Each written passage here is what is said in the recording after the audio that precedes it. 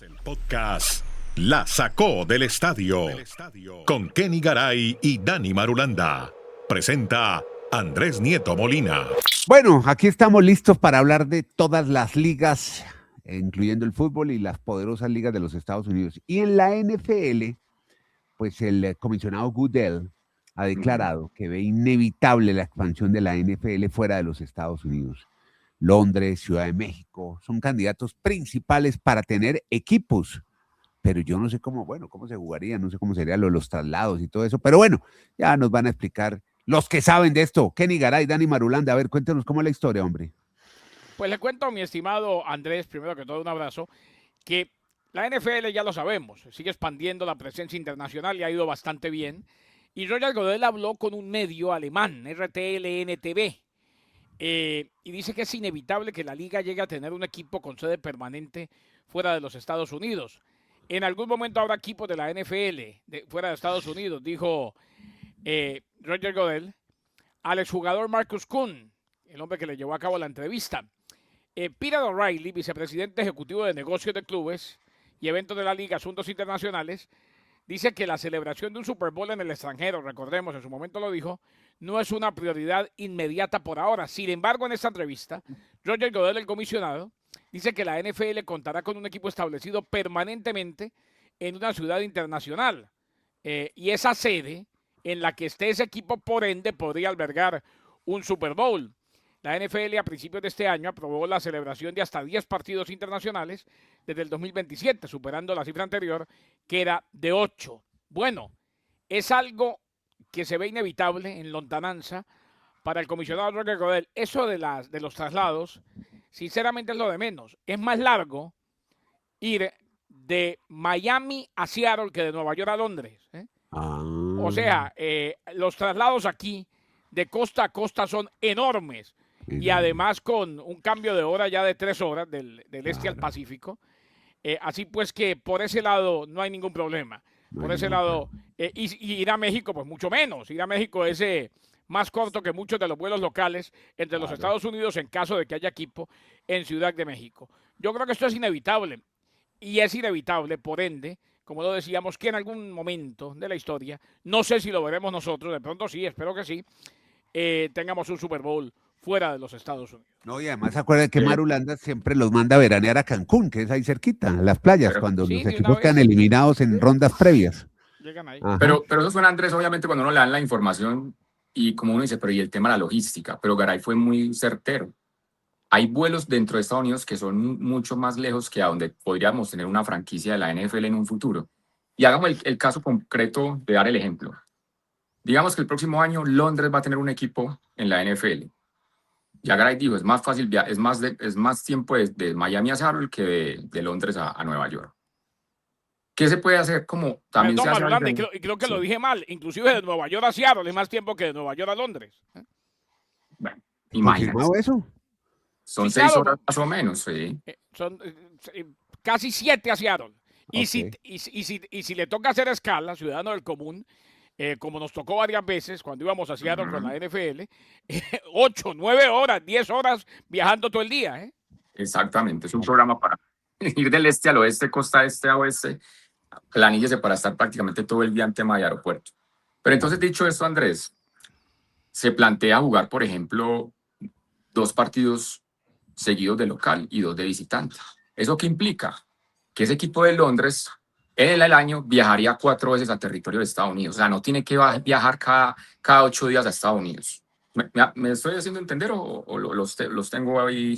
No, perfecto. Yo lo estoy entendiendo perfecto. Muy bien. La semana 1 y la semana 1 y la semana 2, Londres jugaría en su estadio. Y la semana 3 y la semana 4 jugarían en Estados Unidos contra 2 equipos de visitante. Entonces, estaría 15 días en Estados Unidos.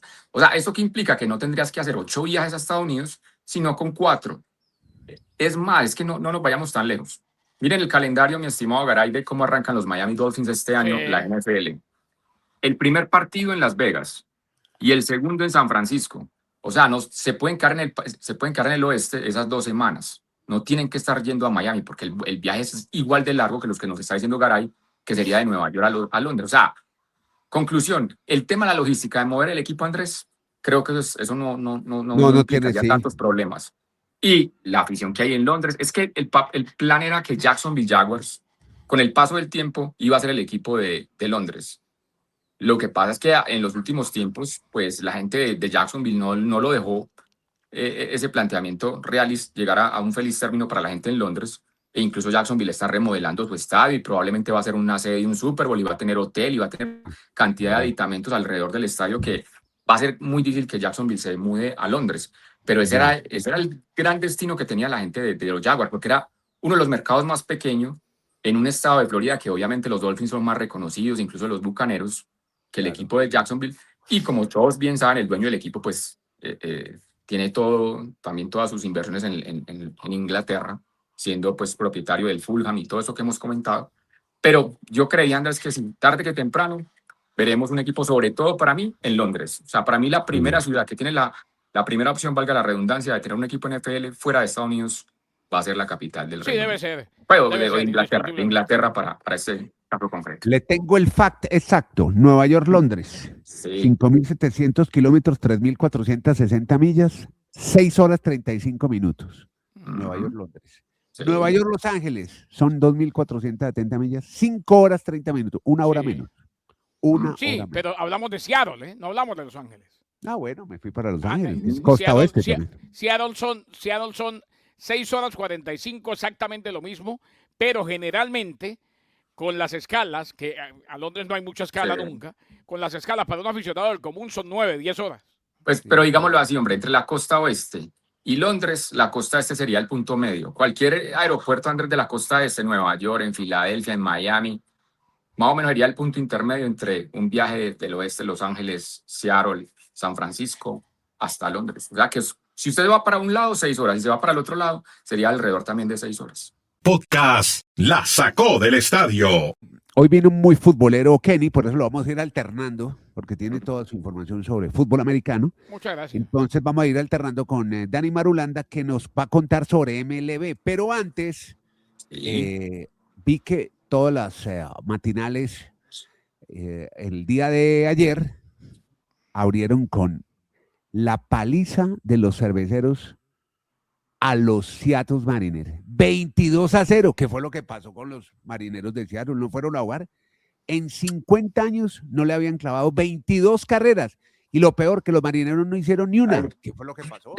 Ya que usted trajo ese tema, André, le va a recordar cuándo fue la última vez que sucedió. Y nos tocó a todos nosotros vivirlo. En el 2004. En el 2004, a los Yankees les metieron 22-0. A los Yankees. Por eso, pues, usted trajo el tema. ¿Quién fue en el 2004? ¿Quién le metió los 22? Usted trajo el tema. Los Guardians, si la memoria no me falla. Busquémoslo ahí en Mr. ChatGPT.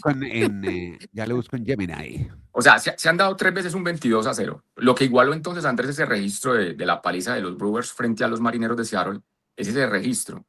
Las blanqueadas con más diferencia de carreras. O sea, el trágico número de 22-0. Pero demos, Andrés, ¿por qué la explicación de un 22-0? En la era moderna, mire, por ejemplo, le tengo varios datos. Sí. En 2023, los Angels 25, Colorado Rockies 1. Sí. Cuando un juego, Andrés, ya está en una séptima entrada o prácticamente una octava entrada y tú ya vas perdiendo por más de 10 carreras, ¿qué pasa con el equipo? Que el manager, más que meter la banca, saca a los pitchers y pone a lanzar a jugadores del cuadro. Entonces pone a lanzar al segunda base o a un shortstop. Claro. Normalmente. No, y para los relatores es terrible, ¿no? Porque es que ahí pueden estar toda la noche. Lanzan bombitas tenga, hasta que... Es que miren, a ver, si tiene ahí el box score, yo creo que el partido iba 11-0. Cuando hacen ese cambio a ese relevista que no es pitcher, en una entrada le metieron 9 solito a él. Entonces ahí ya llevábamos las 20 carreras, las 21 y después las 22. O sea, esa es la explicación de por qué se pueden dar tantas carreras cuando está lanzando un jugador que normalmente no hace ese puesto.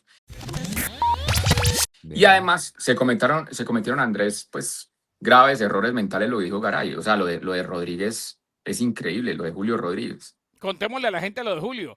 ¿Qué fue lo que pasó? Cuéntala. Esa fue para los que se pegan muy duro cuando cometen errores. ¿Dónde juega Julio? ¿Dónde juegan? ¿Qué Con posición? Seattle, no, es que en el mismo partido. Center fielder, en ese mismo partido. No, de no, los sí, está marineros, bien, pero ¿qué quería saber? ¿En qué posición center jugaba? fielder de los marineros de Seattle. Ujú. Ok. Sucede para los que se pegan muy duro cada vez que cometen un error, que es la locura más grande de los seres humanos, porque como humanos vamos a cometer un error, pues vaya a ver lo que le pasó a Julio. Gran pelotero de grandes ligas, él pensó, con base llena vino el batazo por el center field, él pensó que habían 2 outs. Ya.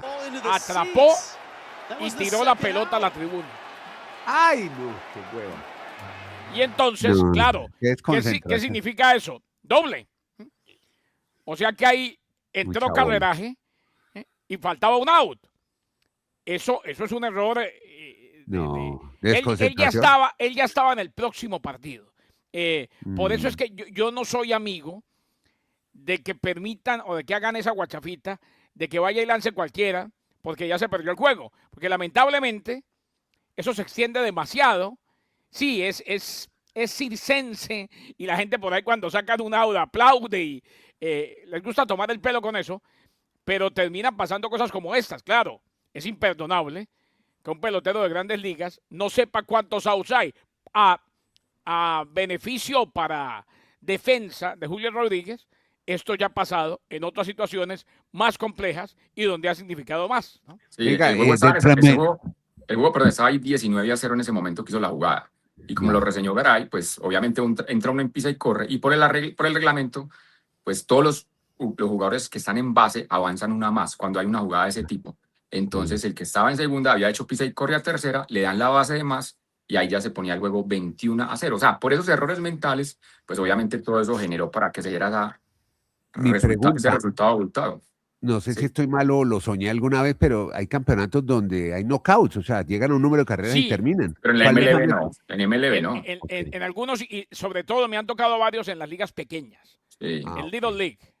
Y aquí por el Caribe no hay No, torneos. en todos, Andrés. Mire, en el Clásico Mundial, en el Clásico Mundial también se da. Hay reglas, sí. En el Clásico Mundial, si en 7 entradas ya más de 10, bueno, en Ya fin, hay listo, knockout, se reglamentos. acabó el partido, se chao. acaba el partido antes de llegar a la novena. Esa regla de la MLB, misericordia.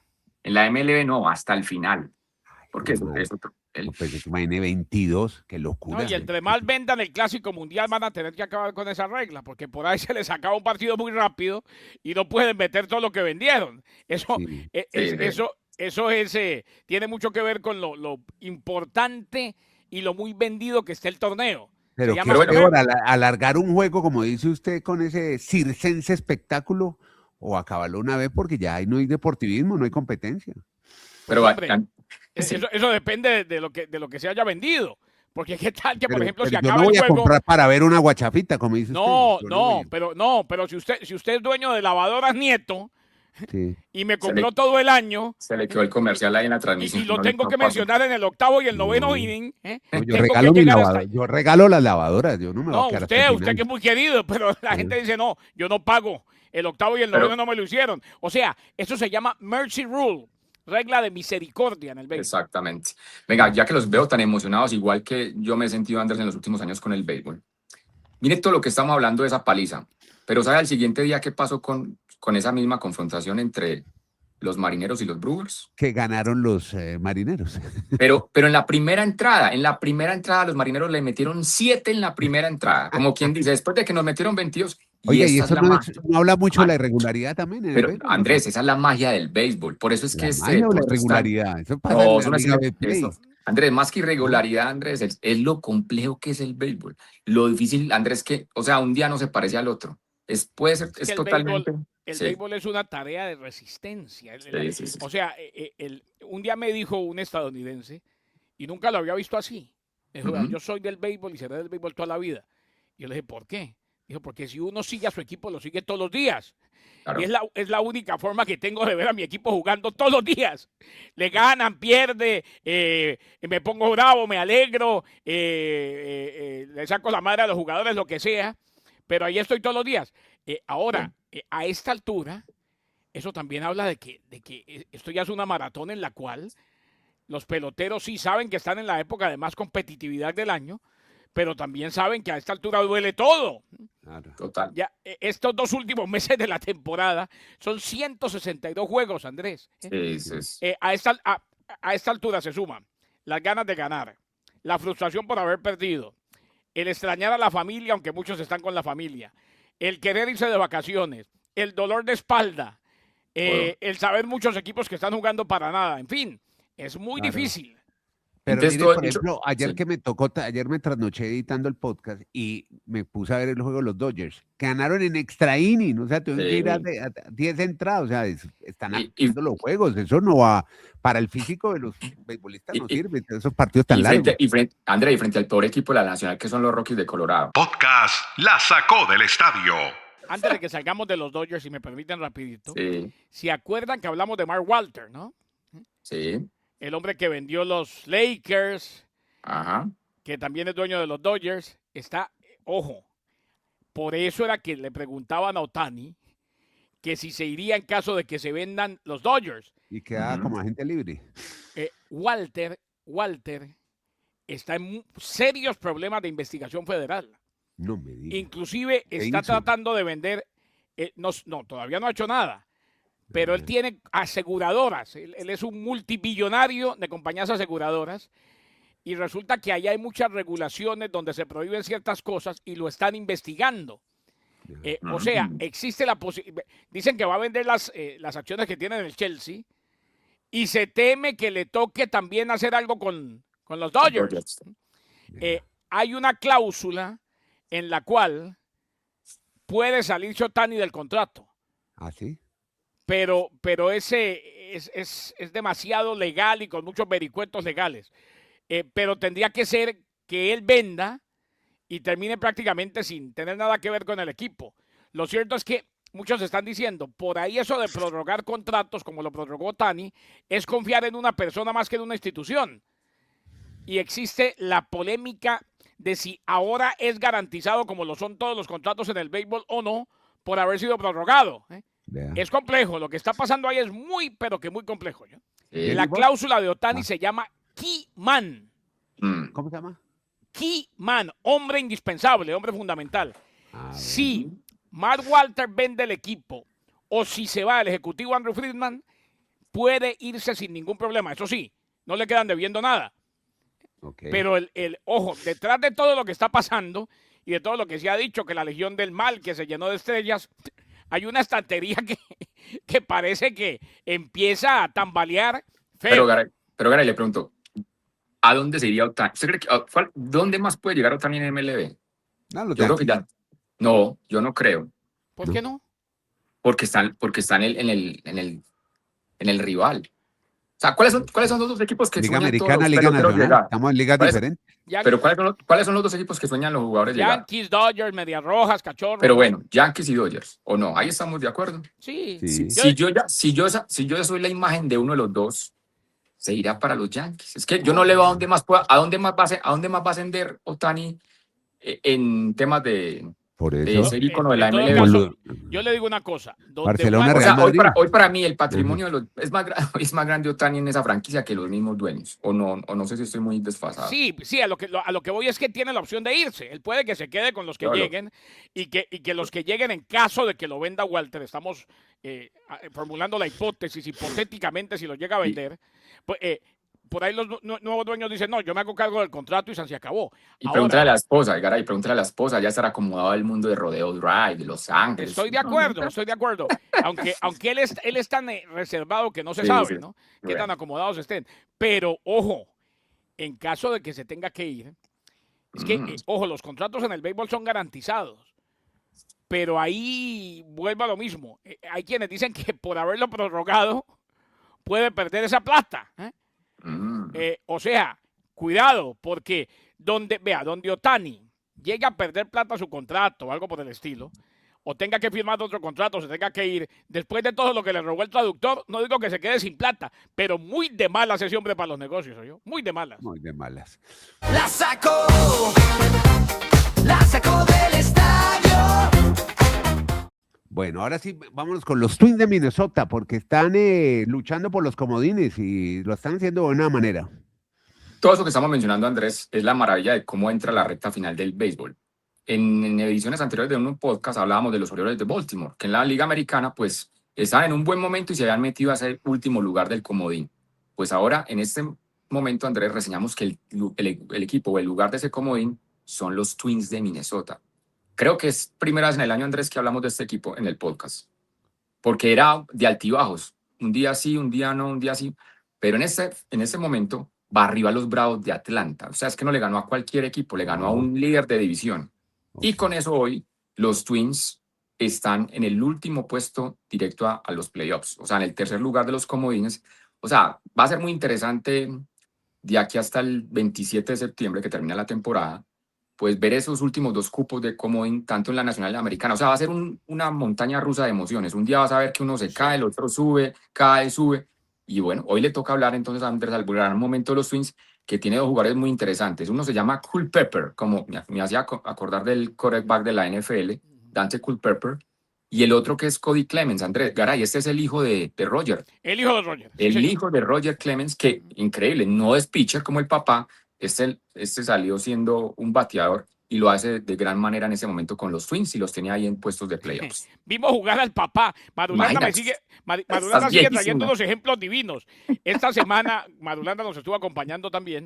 Nos tocó relatar a los Marlins y un jonronazo de Conant, pero del hijo. Sí, ya nos toca ver hasta los hijos. Yo disfruté mucho al papá que pasó a ser Mr. Marlin. Bueno, ya que lo veo por aquí, Garay, sigamos hablando de fútbol americano, que usted se vino muy futbolero, así como ayer estuvo muy beisbolero, hoy está muy futbolero. Y usted está preocupado por el estado de salud de Alvin Kamara. ¿Cómo va el hombre? Hombre, simplemente porque lo pierden por un mes, Andrés, los Santos de New Orleans. Okay. El próximo mes, el 15 de ligamento colateral medio. Ya tiene 31 años. Jugará bajo contrato reestructurado, o sea, un salario de unos $6 millones, que según las cifras que damos aquí es un salario de pordiosero, de indigente, o lo que usted quiera. Y resulta que en marzo los Saints ficharon a el exjugador de los Jacksonville Jaguars, Travis Etienne. Y Kamara definitivamente le dio la bienvenida o se mostró contento de jugar con él. Así pues que esperemos a ver si Kamara todavía regresando puede dar parte de lo que alguna vez dio. Ya no es el Kamara de antes, pero parte de lo que alguna vez dio a los Santos de New Orleans. Bueno, y otro jugador de Tampa Bay no está en lesión, pero se acordó una reestructuración y Marulanda nos cuenta quién es. El que salió con la suya, Andrés Vita Vea. Este es un defensivo, un tackle defensivo que estuvo en huelga realmente, o sea, estuvo sin presentarse a los entrenamientos, solicitó al equipo ser cambiado, quería mucho más dinero y al final, Andrés, en esta semana le han renovado el contrato por un año más para ganarse $30 millones por ese añito de más. O sea, una cifra, Andrés, para un jugador de esta característica impresionante. Y todo esto da, Andrés, a entender lo importante a veces que son en estas negociaciones cuando los jugadores hacen una especie de ¿cómo le decimos? De berrinche, de huelga. Sí, pataleta. Pataleta. Y todo esto, Andrés, que han hecho estos jugadores de estar como una especie de huelga, pues a algunos les da un beneficio para que les sirven el contrato nuevo. Cristian González está en ese dilema. Esta semana no se ha presentado no se ha presentado realmente los entrenamientos de los Patriots, pensando en que va a ser un contrato pues multimillonario y quiere ser el mejor pagado en su puesto. Pero hay detalles. En las prácticas previas él tuvo un golpe. Entonces, esa es una manera de decir que está tocado y que entonces no se quiere arriesgar. Otro lo interpretan, Andrés, de que no, que él simplemente está negociando contrato. Negociando el contrato y que realmente pues quiere ser el mejor pagado. Para ser hoy el mejor pagado, como en la semana anterior comentamos lo de Davon Witherspoon, que le dieron $33 millones por año, pues uno dirá, si él quiere ser el mejor pagado, pues que le den $33 millones y $1, y ya con eso sería el mejor pagado en ese puesto. Pero es que el tema es cómo van a pagar o sea, los Patriots probablemente están dispuestos a que sea el mejor pagado. Y incluso Kraft lo dijo, él va a ser el jugador mejor pagado en la historia del equipo. Pero ¿cuánto dinero garantizado hay? Y hay un temor, que Cristian González es un jugadorazo, pero ha tenido lesiones complejas en sus 3 años en la NFL. Entonces, por eso es el temor de la gente de los Patriots, invertir tanto dinero y de pronto se nos lesiona el jugador. Y Kraft siempre ha sido don tacaño en los negocios. Es que es impresionante, Garay, Andrés, que Kraft con los Patriots nunca le haya pagado a un jugador más de $32 millones. En ese momento en la liga hay 32 jugadores que ganan más de $35 millones por año. y nunca ninguno ha sido de los Patriots. O sea, yo me quito el sombrero a lo zorro, lo negociante que ha sido ese señor. Toda la vida.